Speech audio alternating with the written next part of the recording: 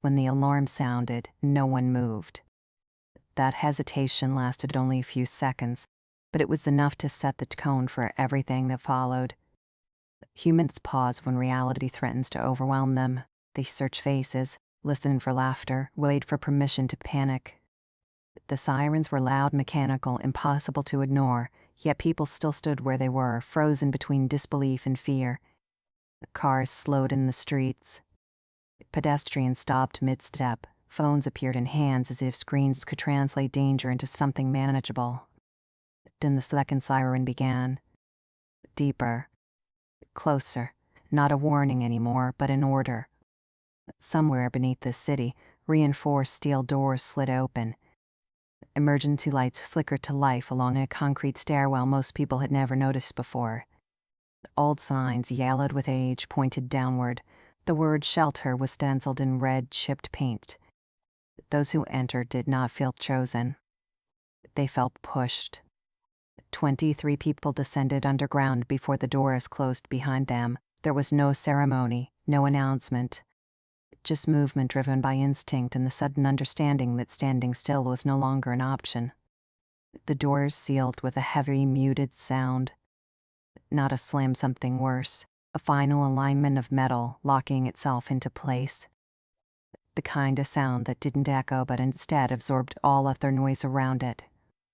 For several seconds, no one spoke. The air inside the shelter was stale, trapped for years, carrying the smell of dust, cold concrete, and something faintly metallic. Fluorescent lights buzzed overhead, casting a sickly yellow glow that flattened faces and erased shadows. The walls were thick, unfinished concrete, scarred with cracks and old stains, built to resist pressure and time. Someone laughed nervously. It stopped almost immediately. Names were exchanged out of habit, not interest. Evan Rhodes, systems analyst. Mira Collins, graduate student. Thomas Reed, private security contractor. Angela Morris, registered nurse. Victor Hale, retired civil engineer. Others followed, clerks, students, workers' faces blending together as the weight of the situation settled in. The first hour passed without direction. People stood, sat, leaned against walls, hands fidgeted. No one knew where to look, no one knew what role to play. Eventually, Thomas spoke. "We need to stay organized," he said. His voice was calm, practiced. Authority clung to him automatically, even without a uniform. People respond to certainty when fear removes choice. No one objected. They began by taking inventory. The supplies were stacked openly against one wall, almost casually, as if the designers had never imagined they would be desperately needed. Plastic water containers, nutrient bars sealed in silver wrappers, canned food with labels faded by time but still legible. Victor knelt beside the supplies, running calculations in his head. He asked questions no one wanted to answer. How many calories per person? How much water per day? How long before systems failed? Finally he stood. 9 days, he said. That's optimistic. The number landed quietly. No gasps, no shouting. Just a subtle shift in posture as everyone internalized it. Rescue will come before that, someone said. It sounded less like confidence and more like hope, begging not to be challenged. Thomas nodded. "We don't know what's happening outside. This is temporary." No one asked what if it wasn't. On the first day, that question felt inappropriate, almost rude. Civilization was still intact, fragile but present. They rationed voluntarily. Conversations remained polite. Small jokes appeared and vanished. People reassured each other with phrases they had learned from movies and news reports. The first night passed with little sleep. The lights never fully dimmed. Every cough echoed. Every movement felt intrusive. People lay on thin cots, staring at the ceiling, listening to strangers breathe. Hunger arrived early, not as pain but as awareness. A constant reminder that time had direction. On the second day, behavior began to change. People spoke less. Conversations became practical. Who knew how to fix electronics? Who had medical training? Who required medication? One man did. Caleb Morgan mentioned his asthma quietly, apologetically, as if confessing a minor flaw. He had an inhaler, but it was nearly empty. At first, no one reacted. By afternoon, people had begun to notice his breathing. The wheeze cut through the silence, rhythmic and persistent. No one commented.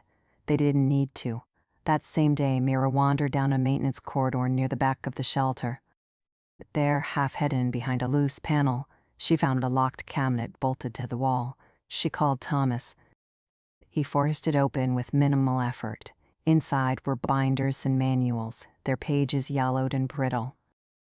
Emergency procedures written by people who assumed they would never be present to witness the results. One binder was marked with a red stripe, Shelter Occupancy Contingency. Protocol Victor read it aloud. His voice was steady, but his jaw tightened as he continued. The language was clinical, stripped of emotion. Designed to transform people into variables. If available resources reach critical depletion thresholds, the document stated, population reduction may be required to preserve operational viability. No one spoke. The silence that followed was not shock. It was recognition. The document hadn't introduced a new idea. It had given shape to one that already existed. By the fourth day, hunger sharpened perception. People noticed who ate quickly, who drank too much water, who offered nothing during tasks. Morality shifted from principle to efficiency. Kindness became selective. Caleb's condition worsened. His attacks came more frequently now. Angela did what she could, but medicine without tools is mostly hope, and hope was running low. Each episode left him weaker. His breathing grew louder, more labored, as if every inhale demanded negotiation. People avoided sitting near him. No one admitted why. On the sixth night, Caleb collapsed. It wasn't traumatic. No screaming, no chaos. His body simply failed, giving in quietly on the cold concrete floor. Angela rushed to him out of instinct. She checked his pulse, his airway, knowing even as she did that it wouldn't change the outcome. She looked up at the others. No one asked what they could do. They already understood. Caleb died before morning. There was no crying. Grief requires excess energy, and energy was scarce. His body lay where it had fallen, eventually covered with a blanket that no longer felt like comfort but like accounting. Thomas broke the silence. "We can't leave it here. Where would we put it?" someone asked. There was no outside. Victor hesitated, then spoke slowly, carefully. Disposal would be inefficient. The word echoed, inefficient. No one argued, no one protested. Silence did the work agreement usually does. That night, the shelter crossed its first irreversible line. It wasn't violent, it wasn't chaotic. It was methodical, almost respectful. People told themselves it was necessity, and necessity, once accepted, becomes permission. When it was over, no one spoke about it. They cleaned their hands repeatedly. They avoided eye contact. Sleep came quickly. That frightened them more than anything, because it meant adaptation had begun, and adaptation does not stop on its own. The morning after Caleb's death arrived without ceremony. No announcement. No shared acknowledgement. People simply woke up, opened their eyes, and understood that something fundamental had shifted while they slept. The shelter felt smaller, though nothing had physically changed. The air seemed heavier, not because it lacked oxygen, but because it carried memory. No one mentioned Caleb's name. Names, after all, were inefficient. Thomas organized breakfast. He didn't call it that, but that was what it was. He handed out portions with deliberate precision, eye-scanning faces as he did. This wasn't generosity. It was control disguised as structure. People accepted it without complaint. After what they had done, refusing order felt dangerous. Angela ate silently. She avoided looking at anyone, especially the place where Caleb had fallen. Her training told her to compartmentalize, to separate emotion from function. But this was different. She had crossed a line she had spent her entire career promising she never would. Victor kept numbers. He tracked calories, water levels, estimated survival curves. Numbers didn't judge, they didn't remember. They offered the illusion of neutrality. But even as he calculated, he knew the truth. The math no longer mattered. The group had already decided what survival meant. Mira watched. She had learned quickly that speaking drew attention. Silence, however, invited interpretation. She sat against the wall with her notebook, writing occasionally, though no one knew what she wrote. The notebook made people uncomfortable. Written records always do. They survive longer than excuses. By midday, an unspoken hierarchy had formed. Those who distributed resources held power. Those who maintained systems were protected. Those who offered nothing measurable faded into the background. Evan realized this too late. He had skills, technical, abstract, but nothing immediate. No strength, no authority, no utility that could be demonstrated quickly. He tried to help, inserting himself into tasks, offering suggestions. Each attempt was met with polite dismissal. Politeness was another thing that was disappearing. On the 8th day, the radio crackled. At first, no one reacted. Static was common. But then the sound sharpened, resolved into fragments of speech that were undeniably human.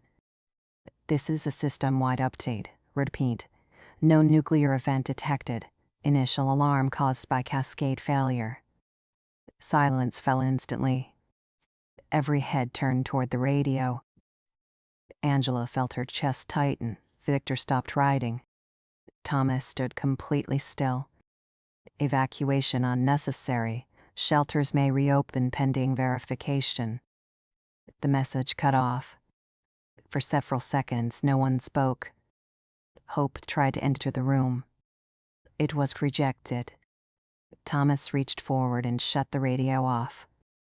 Unverified signal, he said immediately. Too quickly. Old equipment. Could be interference. Evan stepped forward. But if it's true... Thomas looked at him. Just looked. Evan stopped talking. Because if the message was true, then what they had done was not survival. It was choice. And humans will deny reality before they accept responsibility for an unjustifiable act. That night, no one slept well. Not because of fear, but because of clarity. They now knew the shelter was not keeping them alive. They were choosing to stay. The next morning, the system solidified. Rations were reduced further, despite no immediate need. Tasks were reassigned, watch shifts doubled, all justified as precaution, preparation, prudence. In truth, it was normalization. Victor approached Thomas privately. If the signal was accurate, he said carefully, we need to consider opening the doors. Thomas didn't answer immediately. When people feel safe again, he said finally, they start asking questions. Victor understood. Questions were dangerous. That afternoon, Evan was called aside. There was no accusation. No raised voices, just a conversation framed as concern. His contributions were limited. His presence was a strain on morale. His future, unspoken but implied, was already decided. Evan left the conversation knowing exactly what it meant. He didn't beg. Begging only accelerates the process. Instead, he went to Mira. They're going to choose me, he said quietly. Mira didn't deny it. She had already seen the pattern.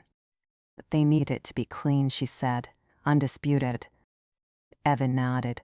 I thought so. That night, the shelter performed its second intentional reduction. There was no illness this time, no accident, no convenient justification. Only consensus shaped by fear and structure. Afterward, something strange happened. People felt calmer. The chaos had been removed, the uncertainty resolved. The rules had proven effective. That was the moment the shelter truly failed. On the 9th day, the radio worked again. Clearer this time. Radiation levels confirmed safe, the voice said. Urban infrastructure intact. Citizens advised to resume normal activity. Normal. The word felt obscene. Angela laughed once, sharply, then covered her mouth. Victor stared at the floor. Mira wrote furiously in her notebook, hand shaking. Thomas turned the radio off. "We wait," he said. "Protocol." There was no protocol anymore.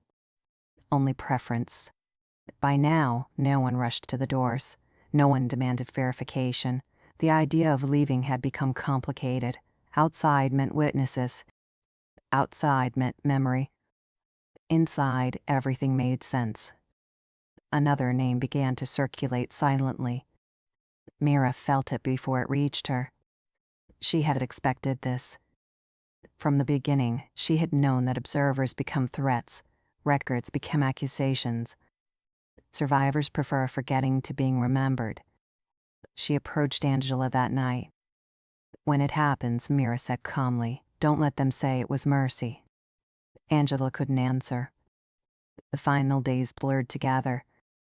The shelter had become efficient, functional, stable. It was no longer about endurance. It was about maintenance. When the doors finally opened, it was not out of desperation. It was out of boredom. Sunlight poured in, harsh and unforgiving. Dust particles danced in the air. The city above was intact. People walked, talked, lived. Sirens were gone. Life had continued without interruption. The survivors stepped out one by one. No one cheered. No one cried. Because the worst realization wasn't that they had consumed human flesh. It was that they had chosen not to leave when they could. The shelter had not trapped them. It had revealed them.